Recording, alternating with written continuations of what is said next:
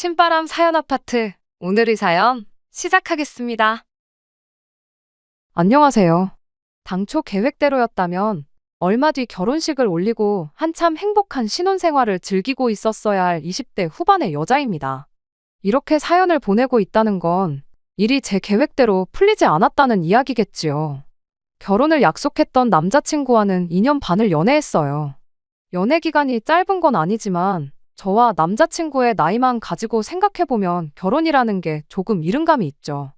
하지만 그만큼 서로 잘 맞고 행복하게 살 거라는 확신이 있었기에 시작한 결혼 준비였어요. 저희가 아무래도 나이가 나이다 보니 결혼을 위해 모아놓은 돈이 그렇게 많은 편은 아니었어요. 제가 5천, 남자친구가 5천이었죠. 정확하게 같은 금액은 아니고 제가 200 정도 더 모아놓긴 했지만 돈 100, 200만 원 차이 나는 걸 가지고 누가 얼마나 더 잘났다고 말할 것도 없었습니다. 오히려 군대를 다녀온 남자친구 상황을 고려해보면 직장 생활한 기간이 2년이나 더 긴 제가 남자친구보다 훨씬 적은 돈을 모아놓은 거나 마찬가지였죠. 주변 사람들은 저희한테 무슨 1억 가지고 결혼을 하느냐 이런 이야기들을 많이 해줬어요. 최소 남자는 2억, 여자는 1억 정도는 모으고 나서 생각해도 늦지 않다고들 이야기해대는데 그 말이 틀린 말은 아니지만 돈이야 지금 모아놓은 것보다 앞으로 같이 벌면서 모을 돈이 더 많잖아요. 결혼해서 모으나 모아놓고 결혼을 하나 결혼 상대만 같은 사람이라면 뭐가 다를 게 있냐는 생각이었습니다. 여차하면 부모님 지원을 받을 수도 있는 거고 이자야 나가겠지만 대출도 있고 그런 세세한 부분은 결혼 준비하면서 하나씩 차근차근 정리하려고 했어요. 저희가 결혼하기로 정하고 가장 처음 알아보기 시작한 게 바로 신혼집이었습니다. 손님들 기억에 남을 만한 호화로운 예식장, 평생 기억에 남는다는 웨딩 사진도 중요하지만 아무래도 없는 형편의 결혼 준비를 시작한 만큼 집보다 중요한 게 더 있겠나 싶었죠. 저희 둘 다 회사 근처에서 자취를 하고 있었는데 어차피 결혼할 거면 당장 살림이라도 합쳐서 한 사람분 월세라도 덜 내고 아끼는 편이 결혼자금 한 푼이 아쉬운 저희들 상황에 가장 좋은 선택이라는 생각도 있었고요. 그렇다고 해서 돈 되는 대로 서둘러서 아무 집이나 구할 생각은 아니었어요. 당장 월세 얼마 아낀다고 아무 집이나 샀다가 낭패를 보고 싶지도 않았거든요. 부동산에서 연락 오기만 기다리는 것도 아니다 싶어 저희 나름대로 인터넷이며 이런 거 뒤져보면서 좋은 매물을 알아보기 시작했죠. 그러다 정말 좋은 매물을 찾으면 결혼 날짜가 얼마나 남았건 간에 일단 집부터 구해야겠다는 생각이었지요. 그런데 진짜로 집을 알아보기 시작한 지 얼마 지나지 않아서 좋은 매물이 하나 나타났어요. 유치원생 아이를 가진 젊은 부부가 살던 집이었는데 아이 교육 문제로 가족 전체가 이민을 결정하게 되면서 집을 내놓게 된 거라고 하더라고요. 그래서 급매로 나와 가격도 주변 시세에 비해 많이 저렴한 편이었고요. 집도 다 고쳐서 살고 있던 상태였고 아이가 쓰던 방 벽지 정도만 바꾸면 되겠다 싶을 정도로 집 컨디션도 최상이었어요.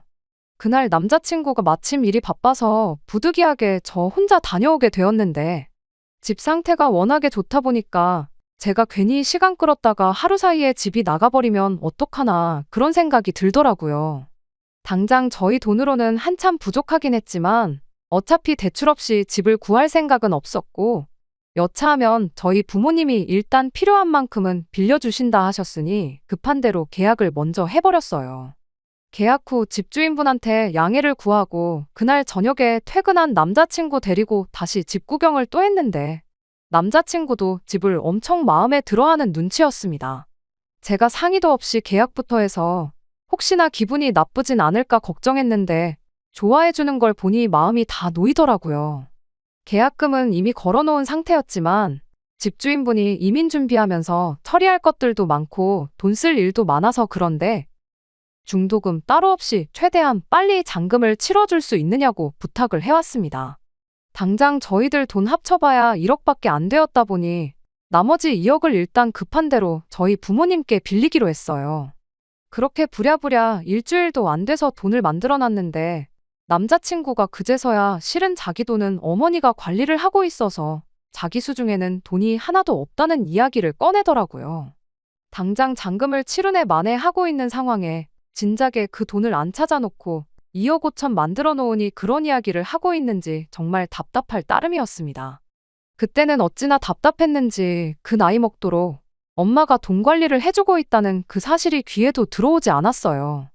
그래도 한번 참고 말했어요. 그럼 여기서 나한테 이러고 있을 게 아니라 당장 집에 가서 어머님 모시고 은행 문 닫기 전에 거기부터 다녀오라고요.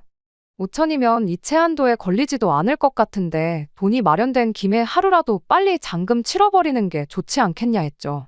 그런데 남자친구가 쩔쩔매면서 그게 말인데 내 돈은 좀 시간이 걸릴 것 같다.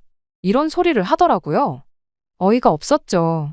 뭐 때문에 그런 거냐고 바로 따져 물었더니 엄마가 그 돈을 불려주겠다고 사놓은 주식이 있는데 그게 지금 엄청 상승장이라서 그 돈을 당장 빼줄 수 없다고 했다는 거 아니겠어요. 산 넘어 산이었죠. 주식이라니 재벌들도 아니고 아들 돈으로 주식하는 부모가 실존하리라고는 정말 상상도 못했던 거라 정말 할 말을 다 잃었습니다. 혹시나 싶어서 남자친구한테 네 돈이 있기는 있는 거 맞냐고 물어봤어요. 혹시나 주식으로 날려놓고 못 준다는 걸 나중에 준다고 하려는 건가 싶어서요. 그랬더니 남자친구가 그렇지 않다고 자기가 두 눈으로 어머니가 주식으로 가지고 있는 거 확인했다고 그런 부분은 걱정하지 말라더라고요. 그러면서 한다는 소리가 어머니가 혹시나 자기 돈을 잃으면 당신 돈으로 다 메꿔주겠다고 그런 말까지 했다면서 걱정 말라는데 그 말을 들으니 더더욱 신경이 쓰이지 않을 수가 없었습니다. 설마 자식 돈 날려먹고 모르는 척 할까봐 걱정되었기보다 당장 잔금을 치르려면 5천이 부족한 상황이 된 건데 5천만 원이 뭐 금 나와라 뚝딱 한다고 해서 나오는 돈이 아니잖아요. 남자친구 어머니한테 남자친구 돈을 빼줄 여력이 되었다면 주식에 들어있어서 안 된다는 말은 꺼내지도 않았을 거 아니겠어요. 아마 모르긴 몰라도 당신 돈에 그냥 집에 있는 여유자금이라고 전부 다 투자 중이라 중간에 그 돈을 못 빼주는 상황이 아닐까 하는 생각이 들었어요. 그런 말인즉슨 그 5천을 이미 부모님께 부탁드려서 2억을 마련해 왔는데도 불구하고 제가 또 만들어 와야 하는 상황인 거잖아요. 그런데 남자친구가 별 대수롭지 않은 듯이 이렇게 말을 하더라고요. 저희 부모님께서 2억이나 해주셨는데 설마 5천을 더 못 해주시겠냐고 빌린 김에 좀 더 빌려보라는 거예요. 그게 저희 부모님 여윳돈이 있어서 이래저래 다 끌어모아가지고 만들어주신 돈이었거든요. 하지만 별 수 있었겠나요? 뭐 어려운 일이냐는 듯 쉽게 말하는 남자친구 태도가 기분이 나쁘긴 했지만 당장 해야 할 일은 해야 하는 거니 부모님께 다시 한번 손을 빌리게 되었습니다. 결국 저희 부모님께서 대출을 받아 나머지 5천만 원을 마련해 주셨어요. 그렇게 잔금을 치르고 나서 남자친구한테는 이렇게 말했죠. 그때가 주식이 상승장이건 하락장이건 상관없이 한 달 내로 어머님한테 맡긴 돈을 받아오라고요. 다른 건 몰라도 이 5천만 원은 부모님 돈이 아니고 은행에서 빌린 돈이니만큼 이자가 나가기에 최대한 빨리 갚아드리고 싶다고 했죠. 그리고 진명의 문제에 대해서도 말을 했어요. 저희 부모님한테 2억은 또 우리가 따로 갚아야 하는 돈이라고요. 그 돈이 최소한 1억이 될 때까지는 일단 진명이는 내 이름으로 해놓을 테니 서운해하지 말라고 했습니다.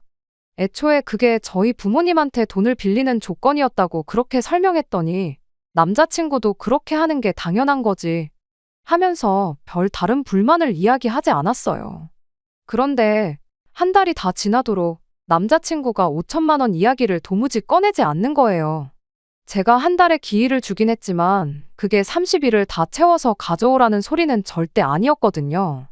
알아서 주겠지 기다렸다간 한 달이 아니라 한 달이 더 걸려도 안 가져오겠다 싶어서 그래서 남자친구한테 결국 말을 꺼내게 되었습니다.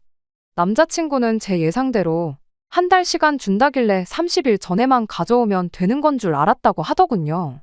그리고 이미 어머니한테 돈은 받아가야 한다고 말은 해놓은 상황이니 곧 받아오겠다고 문제 없을 거라 그렇게 대답을 해왔어요.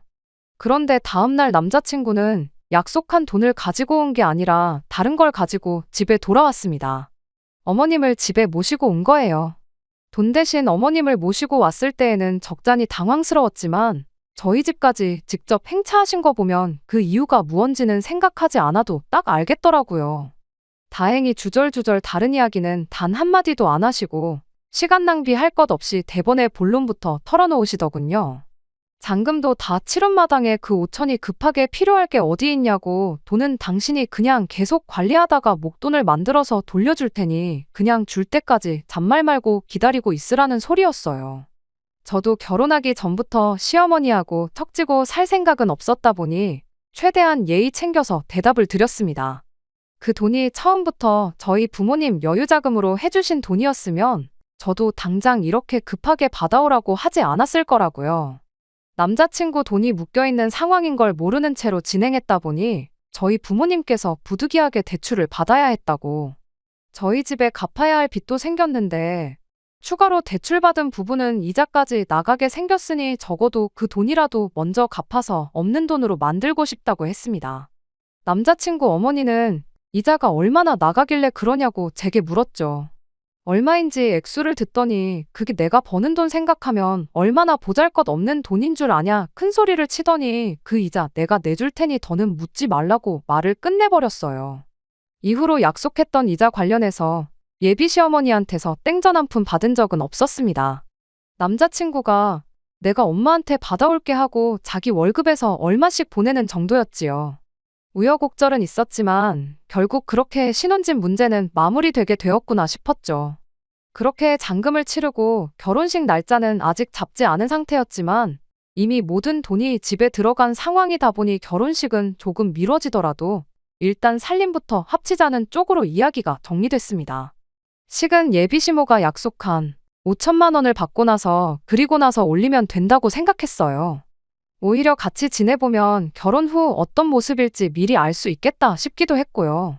아무리 결혼하기로 했다고 해서 신혼집까지 구해졌다고 해서 신혼부부처럼 사는 것보단 지킬 건 지켜야 한다는 생각에 방도 2개니까 결혼식 올리기 전까지는 각방을 쓰는 쪽으로 미리 약속을 했습니다. 당장 집 사는데 전 재산을 털어버린 터라 신혼살림이랍시고 미리 혼수장만을 할 상황은 아니었어서 서로 각자가 쓰던 물건들로 일단 집을 채워놓았어요.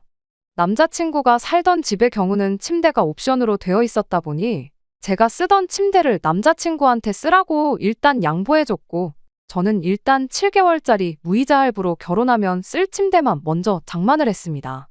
그렇게 각방 생활 혼전 동거를 시작하게 되었어요.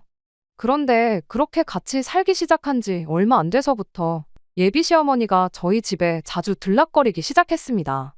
처음엔 반찬을 좀 해다 주신다고, 다음엔 집이 지저분해 보여서 청소 좀 도와주겠다고 하는 식으로요.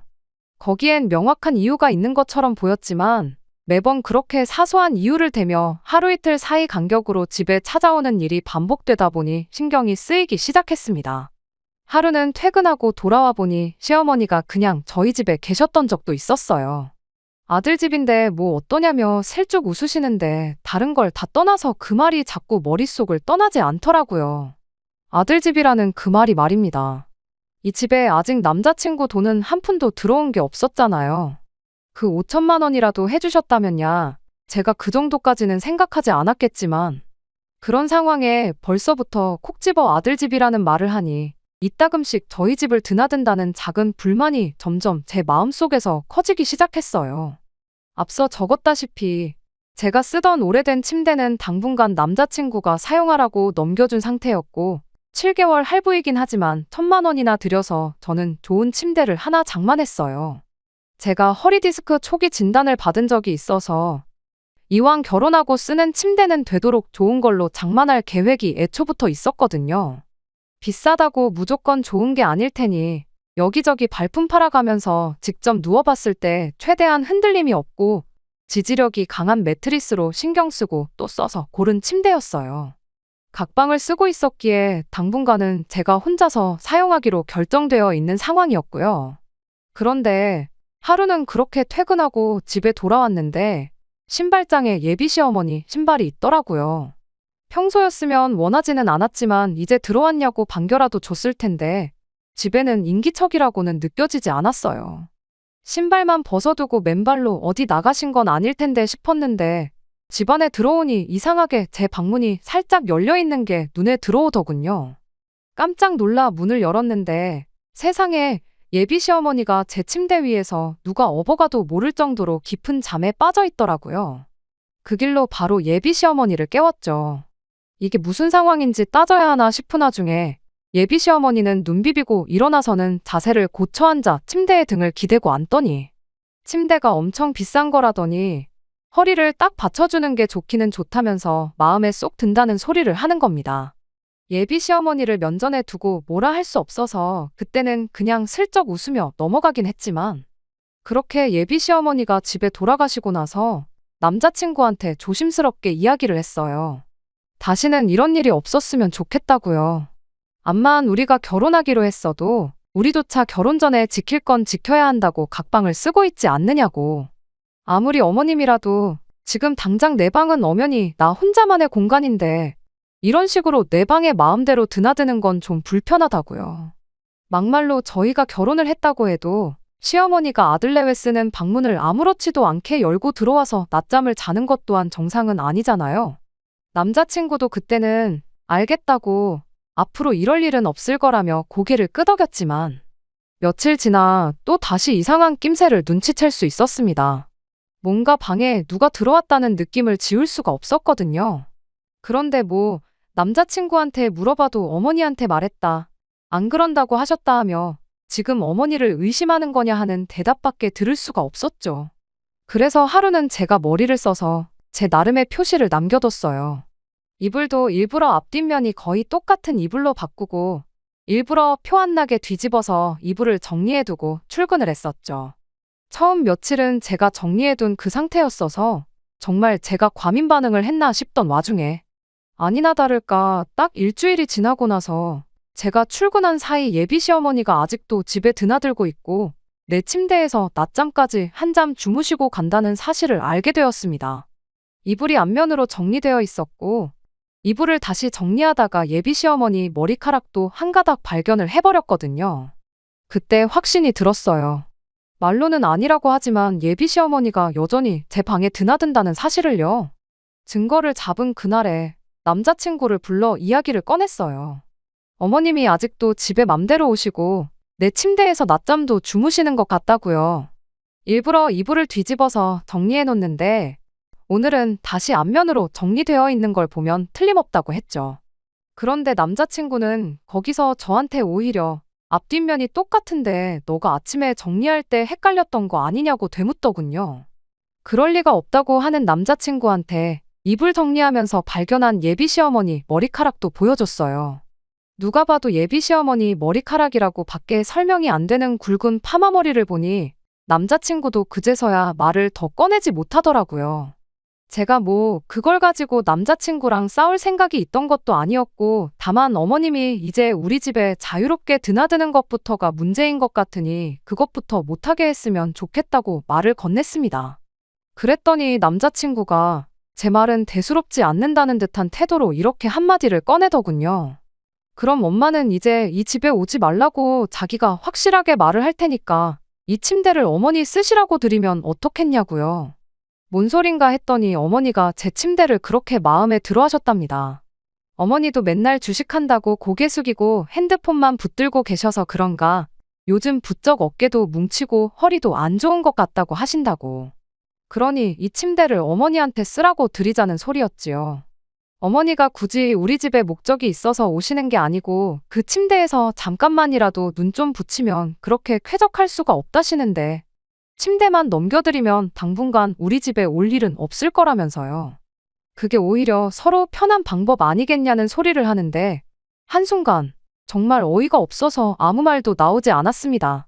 남자친구한테는 말도 안 되는 소리 하지 말라고 말을 초반에 딱 잘라버렸죠.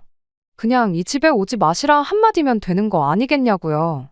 남자친구는 입이 대빨 나와가지고는 알겠다고 대답을 했어요. 하지만 여전히 걱정이 되긴 하더라고요. 이젠 이불을 뒤집어 정리한다는 사실도 알게 되었고 머리카락 때문에 예비 시어머니가 왔다 간 걸 들켰으니 예비 시어머니가 더 조심할 거 아니겠어요? 그래도 무슨 수가 있겠나요? 남자친구한테 강하게 이야기했으니 어떻게든 같은 상황이 더는 일어나지 않을 거란 기대를 하는 것 말고는 아무것도 없었어요. 그런데 더 어이없는 일이 일어났어요. 며칠 뒤 퇴근하고 집에 들어왔더니 제 방에 있어야 할 침대는 온데간데 없고 제가 남자친구한테 쓰라고 줬던 예전 침대가 방에 떡하니 들어와 있었으니까요. 알고 보니 남자친구가 제가 없을 때 업체를 불러서 제 침대를 시댁으로 보내버리고 자기가 쓰던 걸 제 방에 가져다 뒀던 거예요. 자기는 결혼할 때까지 바닥에서 자면 되니까 신경 쓰지 말라며 뭐 대단한 양보를 한 것 마냥 이야기하는데 어이가 없어서 말도 똑바로 나오지 않더군요. 끓어오르는 화를 추스르고 남자친구한테 왜 그랬냐고, 이게 대체 뭐 하는 짓이냐고 따졌더니 남자친구는 뻔뻔하게도 이런 소리를 하는 겁니다. 결혼하면 어차피 너 예단해야 되는 거지 않냐고, 그걸로 퉁친 셈 치면 되는 거 아니겠냐는 거예요. 엄마도 좋아하시고 너도 엄마 안아서 좋고 1,000만 원짜리 침대를 예단으로 해간 거니 면도 살고 이거 완전 일석삼조 아니냐면서 말이에요. 겨우 추스렀던 화가 갑자기 울컥하고 치솟는데 일단은 저는 아무 말도 하지 않았어요. 대신 조용히 고개만 끄덕였지요. 이런 식으로 나오신다 이거지? 싶은 생각이었고 저 또한 제 나름대로의 생각이 다 있었습니다. 그날 밤 예전에 쓰던 오래된 침대에 누워 남자친구가 결혼하기로 한 예비 남편이 엄마가 좋아한다는 이유 하나만으로 제 침대를 몰래 용달차까지 불러 시댁으로 보냈다는 사실을 눈으로 확인한 순간부터 저는 더 이상 이 결혼을 끝까지 해야 할 이유가 남지 않았구나 하는 생각이 들었어요. 이미 시작도 하기 전부터 이런데 결혼하고 나면 얼마나 볼만하겠나요? 안 그래도 약속 하나 지켜진 게 없는 상황에 결혼 전부터 이런 일이 나오기 시작하는데 안 봐도 제 미래가 뻔히 보였죠. 그래서 다음 날 저는 회사에 하루 휴가를 요청했어요. 그리고 그날 남자친구보다 먼저 출근한 척 나갔다가 남자친구가 나간 걸 확인하고 다시 집으로 돌아왔어요. 어차피 침대도 가져갔겠다. 예비 시어머니가 저희 집에 올 이유는 없는 거나 마찬가지였으니 거리낄 것도 없었습니다. 그리고 그렇게 남자친구가 가져왔던 짐을 하나둘씩 정리하기 시작했죠. 뭐 쓰던 걸 이것저것 가지고 오긴 했지만 파손이 우려될 만한 물건은 남자친구가 게임할 때 쓰는 컴퓨터 한 대와 모니터 하나가 전부였지요. 남자친구가 가지고 들어온 옷 몇 벌, 입으라고 세면도구, 옷걸이 따위는 따로 구분도 하지 않고 그냥 커다란 김장 비닐봉투 하나에다가 싹 다 담아버렸습니다. 그리고 봉투 겉면에다가 정상품인 줄 알았는데 하자품이라서 아들은 엄마 품으로 반품합니다 하고 매직으로 커다랗게 써서 용달차 불러서 남자친구 집으로 보내버렸어요. 그리고 곧바로 집 비밀번호를 바꿔버렸습니다. 짐도 별로 없었고 제가 생각했던 것보다 일이 더 빨리 끝나서 회사까지 쉴 필요는 없었겠구나 싶었네요. 딱히 더 뭘 해야 할지도 모르겠고 해서 그냥 낮잠이나 자야지 하고 침대에 누웠는데 아무리 못 볼 걸 보고 나서 파혼 결심을 했다고 해도 이렇게 끝나버리다니 하는 아쉬운 마음도 없지 않아 있었어요. 그런데 그런 마음도 잠시 몇 시간 지나지 않아 그런 안타깝고 아쉬운 마음은 싹 사라져버렸네요. 제가 보낸 짐들이 예비시댁으로 도착을 한 건지 그때부터 예비시어머니한테 전화가 미친 듯이 걸려오기 시작했어요. 이미 제가 그 짐을 왜 보냈는지 아들 반품한다고까지 직접 자필로 써서 보냈는데 더 설명이 필요할까 싶어 일부러 전화를 받지 않았습니다. 그렇게 1시간 반 정도 또 지나서였나 현관문 도어락을 여는 소리가 들려왔어요. 당연한 소리겠지만 비밀번호를 바꾸어 버렸는데 문이 열릴 리가 없었죠. 남자친구가 퇴근하기까지는 시간이 조금 남았던 터라 당연히 예비 시어머니 혼자서 저희 집에 찾아온 거라 생각했는데 현관문 너머로 문 좀 열어보라는 남자친구의 목소리가 들려왔습니다. 살금살금 걸어가서 문에 있는 구멍으로 밖을 내다봤더니 남자친구는 물론이고 예비 시어머니까지 같이 왔어요. 아니나 다를까 남자친구가 집에 있는 거 다 안다고 이야기 좀 해보자고 사정사정을 하더라고요. 그래도 내 집이고 파혼을 했다 한들 저는 계속 살아야 할 텐데 괜히 파혼했다는 거 동네방네 소문내는 것도 아니고 남자친구랑 예비 시어머니를 문 밖에 세워놓고 난동을 부리게 한다고 저한테 좋을 건 하나도 없겠더라고요. 괜히 이웃분들한테 패기치는 것 같기도 했고요.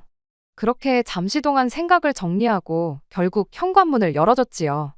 분명히 남자친구가 문을 열어달라고 할 때는 저한테 이야기 좀 해보자고 했는데 그 말이 무색하게 현관문이 열리자마자 예비 시어머니가 두말할 틈도 주지 않고 제 앞으로 성큼성큼 다가오더군요.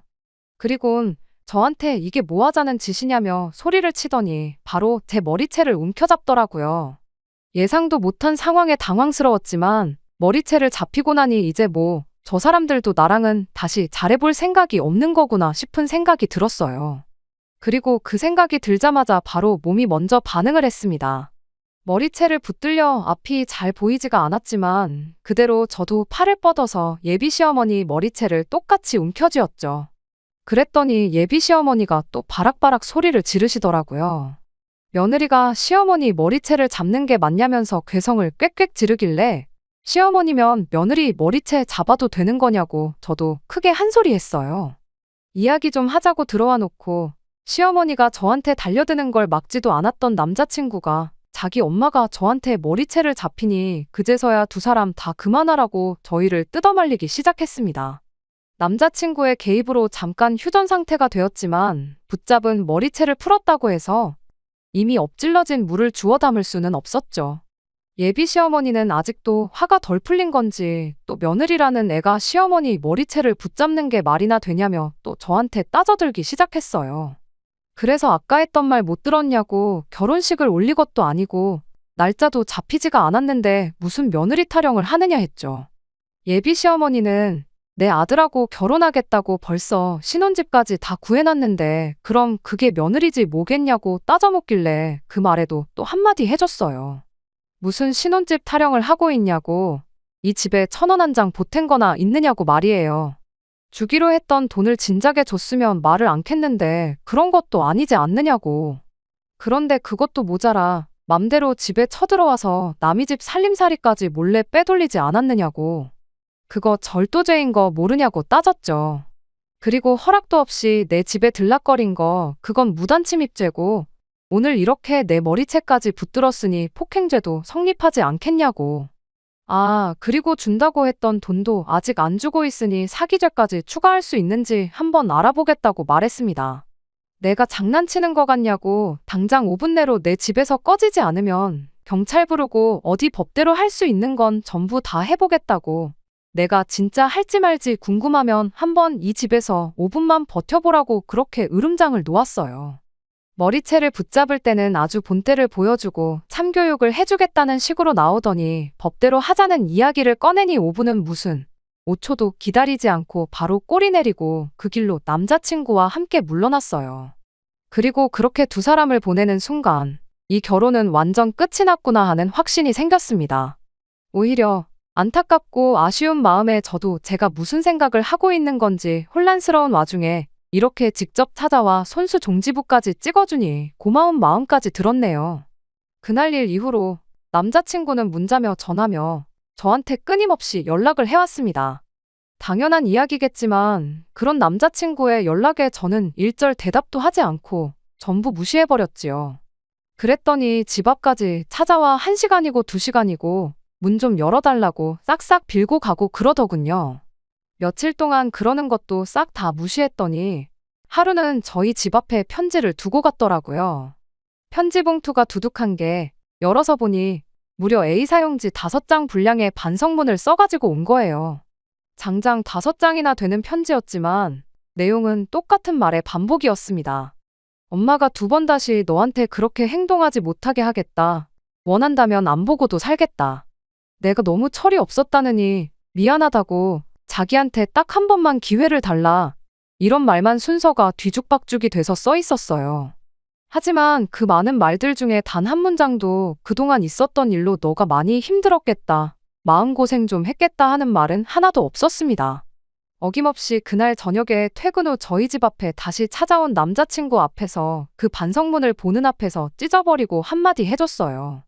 반성문은 나한테 쓸 게 아니고 너네 엄마가 재판받게 되면 그날에 판사님 앞에 보여드리라 했죠. 왜 보니까 다들 판사님한테 반성문 쓰고 감형받고 그러던데 현실적으로 그 편이 더 도움이 되지 않겠냐고요. 제가 끝까지 판사님이니 고손이 그런 이야기를 해서 그랬나. 며칠 안 지나서 이번엔 예비 시어머니 쪽에서 연락이 왔어요. 침대는 조만간 다시 되돌려주겠다 했고 머리채 붙잡았던 건 미안하다고 500만 원 줄 테니 그냥 이쯤에서 합의하자는 식으로 나왔죠. 합의금은 됐다고 할까 하다가 여태까지 예비 시모한테 받은 정신적 피해 보상비라 생각하고 그냥 받기로 했습니다. 그리고 아무리 내가 샀던 침대라도 당신이 쓰던 침대를 다시 돌려받아 쓰고 싶지 않으니 그건 그쪽에서 계속 쓰던지 말던지 알아서 하고. 저한테는 똑같은 걸로 다시 사놓으라 그렇게 말했죠. 그리고 몇 달 안 되지만 예비시모 때문에 발생한 저희 부모님 몫의 이자, 그리고 앞으로 그 돈을 갚으면서 발생할 이자도 전부 계산해서 입금하라고 했습니다. 사실 절도죄니 그런 거 제대로 알아본 것도 아니었고 실제로 고소할 생각도 없긴 했는데 예비 시어머니 입장에서는 머리채까지 붙잡았던 제가 어떻게 나올지 도무지 갈피가 안 잡혔는지 그 제안에 알겠다 대답하고 최대한 빠른 시일 내로 마무리 지어주겠다는 대답을 하대요. 그래서 그렇게 상황을 일단락시키고 결혼 직전까지 갔던 남자친구와는 깔끔한 파혼을 하게 되었습니다. 하지만 더 웃긴 건 그로부터 며칠 지나지 않아서였어요. 이젠 두 번 다시 볼 일이 없겠다 생각했던 남자친구가 다시 저희 집을 찾아왔거든요. 그러고선 한다는 소리가 아주 가관이었습니다. 어머니가 저한테 다시 새 걸로 사준 침대며 저희 부모님 앞으로 발생하게 될 이자에 제 머리채에 붙잡은 것에 대해 주겠다던 합의금 500까지 그걸 전부 남자친구가 여지껏 모아놓은 돈으로 해결했다는 소리를 하더라고요. 그 와중에 그렇게 손해본 거 메꾸겠다고 남은 돈 가지고 무리하게 주식 투자를 했다가 남은 돈마저 다 날려먹어버렸답니다. 자식 돈을 그렇게 날려먹었으면 무슨 일이 있어도 다시 만들어서 돌려주겠다고 하는 게 정상이지 않나 싶은데 예비 시어머니는 그 돈을 언제 또 다시 마련하냐며 여자 보는 눈이 없어 이 사단을 만들어낸 네 탓이라 생각하고 없던 돈인 셈 치라는 소리를 들었다네요. 그걸 이유로 남자친구가 어머님하고 아예 연을 끊겠다고 선언을 했는가 봐요. 그렇게 부모 자식 간에 연을 잘라냈으니 이제 더 이상 엄마 때문에 스트레스 받을 일은 없지 않겠냐며 처음부터 새로 시작한다는 마음으로 다시 잘해보면 안 되겠냐는 말을 꺼내더라고요. 저를 위해 어머니랑 연까지 끊었다면서 눈물을 뚝뚝 흘리는데 그러는 남자친구한테 제가 마지막 한마디를 해줬어요. 이미 다 끝난 이야기 눈물 뚝뚝 흘리면서 한다고 뭐 달라지는 게 있을 줄 알았냐고요. 모자간에 연을 끊은 것도 내가 시켜서 끊은 것도 아니고 네 돈 날려먹고 배째라는 식으로 나오는 게 열받아서 끊고 온 거 아니냐고. 왜 그걸 날 위해서 한 것처럼 말하느냐고 그러지 말라고 했죠. 그랬더니 남자친구가 그렇지 않다고 저를 위한 마음은 단 한 번도 변한 적이 없었다면서 애걸복걸 하길래 어머님이 내 머리채를 붙잡았을 땐 말릴 생각도 없었고 네 엄마가 나한테 머리채 잡히는 꼴 보고 나서야 그제서야 그만하라고 말리던 인간이 하는 말을 믿으란 거냐고 입에 침이나 바르고 거짓말하라고 한마디 해주고 그 길로 현관문을 닫아버렸습니다. 남자친구는 현관문 앞에 서서 또 몇 시간이고 저를 기다리다 그렇게 집에 돌아갔어요. 그 뒤로 남자친구가 저한테 연락이 오거나 그런 식으로 찾아오는 날은 없었습니다. 저는 지금도 그 집에 혼자서 살고 있어요. 혼자서 사는 게 처음도 아니고 그냥 집이 조금 넓어졌구나 그렇게 생각하고 있어요. 불편한 거 하나 없고 마음이 무척이나 가볍네요. 암만 결혼을 했다 하기로 한들 결혼 전 동거했다는 게 혹시 흠이라도 될까봐 걱정했는데 지금은 동거하기를 참 잘했다는 생각이 듭니다. 아직도 가끔은 남들 눈초리가 조금 신경 쓰이긴 하지만 저는 여전히 참 잘했구나 싶은 생각뿐이에요. 덕분에 저는 제 인생에 하등 도움도 안 되는 인간 쓰레기들을 걸러낼 수 있었으니까요. 끝까지 들어주셔서 감사합니다. 오늘의 사연은 여기까지입니다. 구독과 좋아요, 알람 설정 부탁드리고 더 좋은 사연으로 다시 찾아뵙겠습니다. 감사합니다.